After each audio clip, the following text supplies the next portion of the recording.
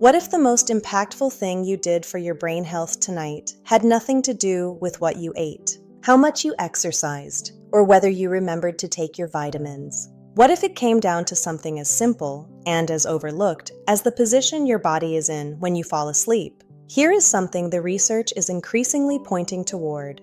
Sleep position, sleep quality, and nighttime physiological recovery are all connected in ways that become more relevant, not less, as we move past 60. The angle of your neck, the alignment of your spine, the quality of your breathing, the depth of your sleep. These are not trivial details. They are variables that influence how well your brain and cardiovascular system recover during the hours you are most unconscious. And here is a number worth sitting with. Stroke risk increases significantly in the morning hours after waking. Researchers have linked this pattern to what happens during nighttime sleep, including blood pressure dynamics, breathing quality, and how well the body transitions from sleep to waking. Understanding that connection gives you something concrete and actionable. In the next 10 minutes, we are going to walk through the sleep habits and positions that research suggests are worth reconsidering for adults over 60, and then cover the positions and practices that the evidence actually supports. Stay with me because the most important insight in this video is saved for around the 7-minute mark, and it involves a discovery about your brain that most people have genuinely never heard of. Before we start, drop a comment and tell me, are you a back sleeper, a side sleeper, or a stomach sleeper? Your answer will matter very soon. Before we discuss specific positions, it is worth understanding why this conversation is different for someone over 60 than it is for someone in their 30s. Blood vessel elasticity declines gradually with age. This is a natural, well-documented process. Arterial walls become progressively less flexible over time, and the cardiovascular system's ability to compensate quickly for positional changes, pressure shifts, and breathing irregularities becomes somewhat slower and less precise. One of the most important protective mechanisms of healthy sleep is something called overnight blood pressure dipping, a natural 10 to 20% reduction in blood pressure that occurs during sleep. This dip is considered protective for the cardiovascular system. Research has shown that people who do not experience adequate nighttime dipping tend to have higher rates of cardiovascular events over time. What can disrupt this dip? Several factors, and some of them are directly related to how you sleep. Sleep-disordered breathing, including conditions like sleep apnea, is one of the more well-established disruptors. When breathing is repeatedly interrupted during sleep, the natural pressure-lowering effect of deep sleep is compromised, and the cardiovascular system does not get the recovery it needs. This is the foundation. The quality and architecture of your sleep, including the physical position you sleep in, shapes whether your body genuinely recovers overnight or simply passes the hours in a state of low-grade physiological stress. And the first habit we are going to examine is one that sounds completely reasonable, right up until you understand what it does to a specific aspect of your nighttime recovery. Sleeping completely flat, no elevation, body perfectly horizontal. This is widely promoted as the ideal neutral position, and for many people, it is entirely appropriate. But for adults over 60 who experience certain specific symptoms, there is a physiological detail worth knowing. When you lie completely flat, the distribution of cerebrospinal fluid, the fluid that cushions and surrounds your brain, changes compared to a slightly inclined position. In individuals who already experience any degree of impaired cerebrospinal fluid drainage, flat sleeping may contribute to mildly elevated intracranial pressure overnight. Research published in the Journal of Clinical Sleep Medicine found that modest head elevation, around 15 degrees, was associated with measurable improvements in intracranial pressure and nighttime cerebral flow in certain patient populations. Now, a word of honesty about nighttime headaches, because this is a symptom that gets oversimplified. Waking with a headache at 3 in the morning has multiple possible causes: muscle tension in the neck, sinus congestion, dehydration, sleep apnea causing oxygen desaturation, or in some cases, positional pressure effects. No single position is responsible for all nighttime headaches, and if you experience them regularly, that is a conversation worth having with a physician rather than something to self-diagnose. What is reasonable and low risk? Experimenting with a 15-degree upper body elevation if you currently sleep completely flat and wake with unexplained morning headaches. For many people, this simple adjustment makes a noticeable difference. For others, the headaches have an entirely different cause that position alone will not address. Coming up, a position that creates a specific type of muscular stress in the neck, and the reason it matters more after 60 than most people realize. Stomach sleeping, face down, rib cage against the mattress. Let's be precise about what the research actually shows here, because this position is often described in more alarming terms than the evidence fully supports. The primary concern with stomach sleeping is not vascular. Your body moves naturally throughout the night, typically every 20 to 40 minutes, which means sustained, continuous compression of any blood vessel in a fixed position is less of a concern than it might initially seem. The body's natural repositioning during sleep is a protective mechanism, and it is worth giving it appropriate credit. The real and well-supported concern with stomach sleeping is muscular and structural. When you sleep on your stomach, you must rotate your head to one side to breathe, typically the same side, night after night. Your neck is held in rotation for extended periods, and the muscles and soft tissues of the cervical spine are under sustained asymmetric load. Over time, this contributes to chronic neck muscle fatigue, reduced range of motion, and morning stiffness that becomes increasingly common after 60 when tissue recovery is slower. There is also a secondary issue: rib cage compression. When the chest is pressed against the mattress, the diaphragm has somewhat less freedom to descend fully. Breath depth is mildly reduced. For most healthy adults, this is well tolerated, but for anyone already managing a respiratory condition, it adds a variable worth eliminating. The practical takeaway: stomach sleeping is not a vascular emergency, but the neck strain it produces is real, cumulative, and largely unnecessary to sustain. Next, a habit that millions of people use to solve one problem while unknowingly creating another. And it involves something inside your skull that almost nobody thinks about at bedtime: stacking 2, 3, or more pillows under your head. People do this for genuinely good reasons: acid reflux, sinus drainage, difficulty breathing, snoring. And a moderate degree of elevation does help with some of these issues. That part is real.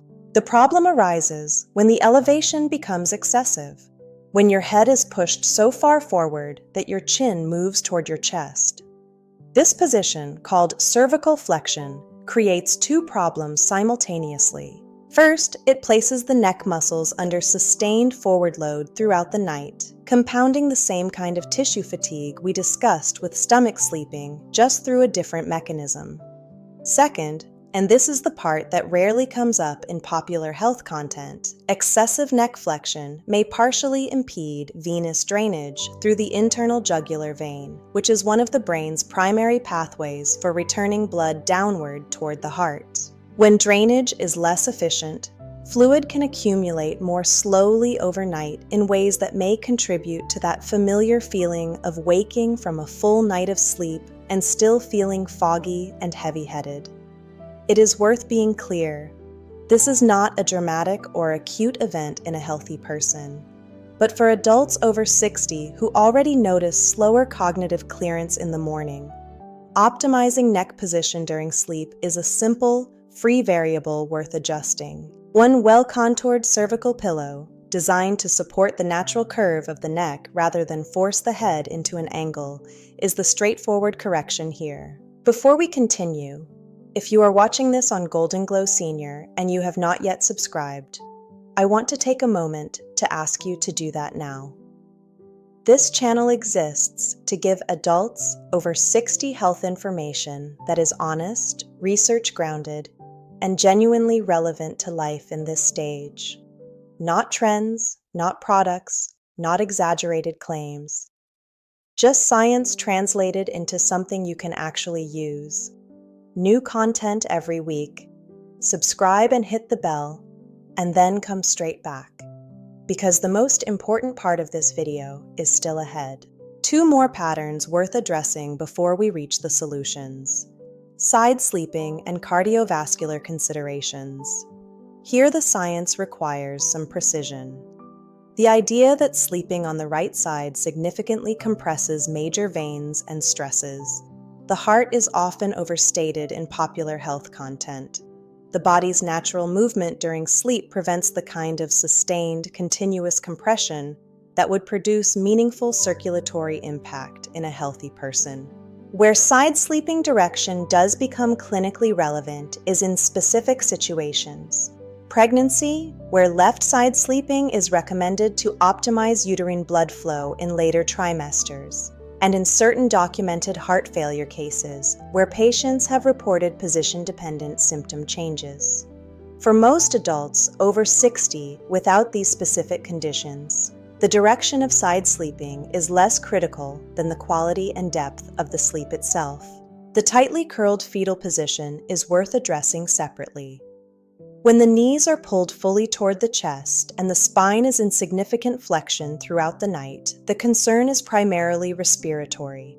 The rib cage has limited expansion room, tidal volume is mildly reduced, and breathing tends to be shallower. Research in respiratory physiology has documented that sustained spinal flexion reduces tidal volume measurably. For someone already managing any degree of sleep-disordered breathing, this position adds an unnecessary respiratory burden. A simple adjustment, a body pillow between the knees that prevents full hip and knee flexion, opens the position significantly without requiring a complete change of habit. And now, here is what I have been building toward: a discovery about what your brain does during sleep that most people have never heard of, and why it changes how we should think about sleep quality entirely. Until approximately a decade ago, there was a significant gap in neuroscience. The body has a lymphatic system, a network that removes cellular waste and toxins from tissues throughout the body. But the brain appeared to be excluded from it. Researchers could not identify how the brain cleared its own metabolic byproducts during sleep. Then came the identification of what is now called the glymphatic system. And this discovery genuinely changed how sleep researchers think about aging and cognitive health.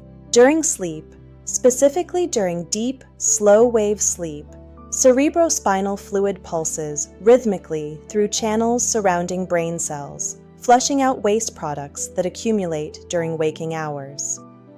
Among those waste products, amyloid beta and tau proteins, the same proteins found in abnormally high concentrations in brains affected by Alzheimer's disease. Your brain runs a nightly cleaning cycle, and here is the critical detail.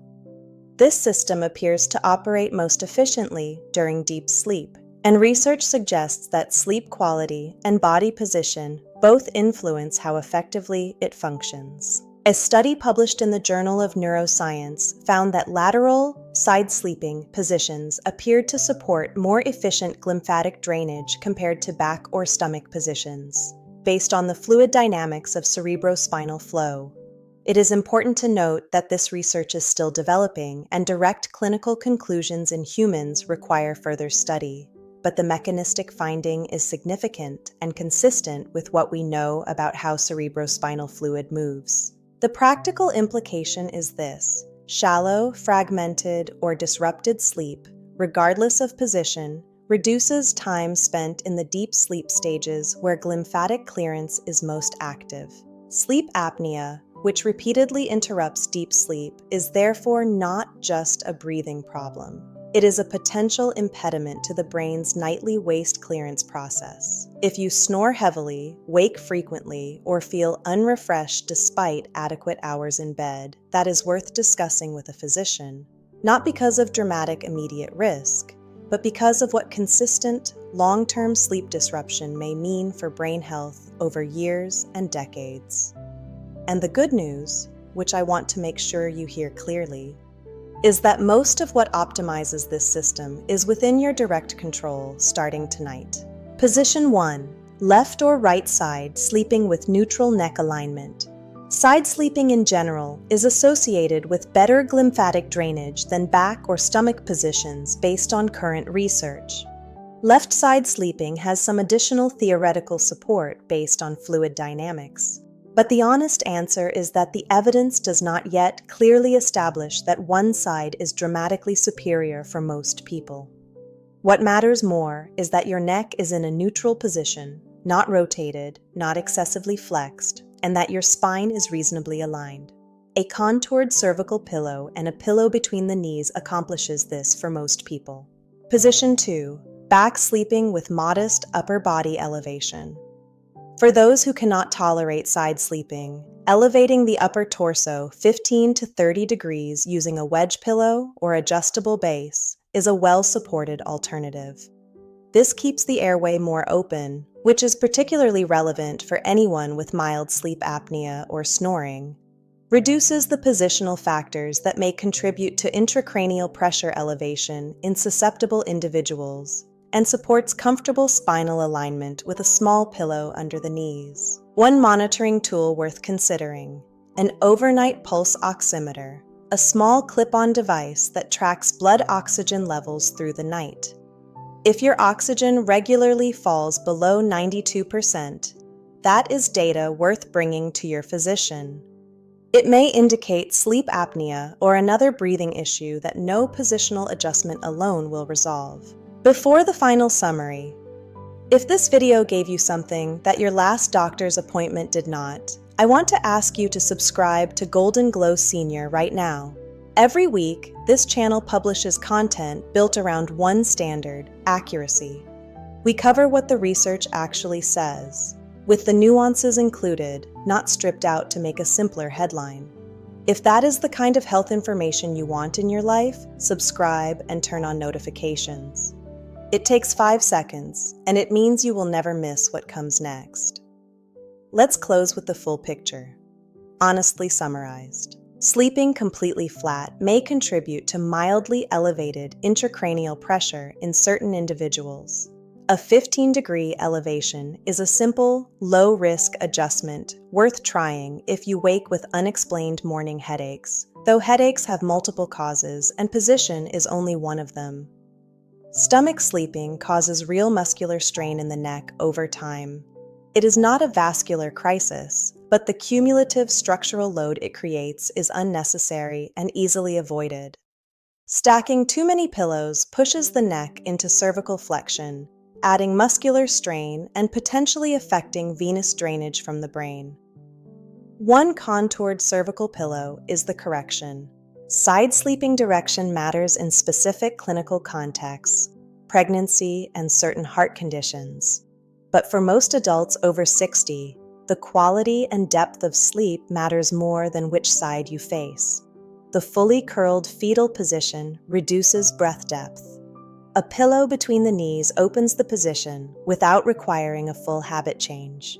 And underneath all of it, your brain runs a nightly waste clearance system that depends on deep sleep. Sleep apnea, fragmented sleep, and shallow sleep all compromise it. If your sleep is consistently non-restorative, that is worth investigating medically. Pick one thing from today: switch to a side position, try a wedge pillow, replace stacked pillows with one contoured option. Make the bedroom cooler between 65 and 68 degrees Fahrenheit, which research associates with easier entry into deep sleep.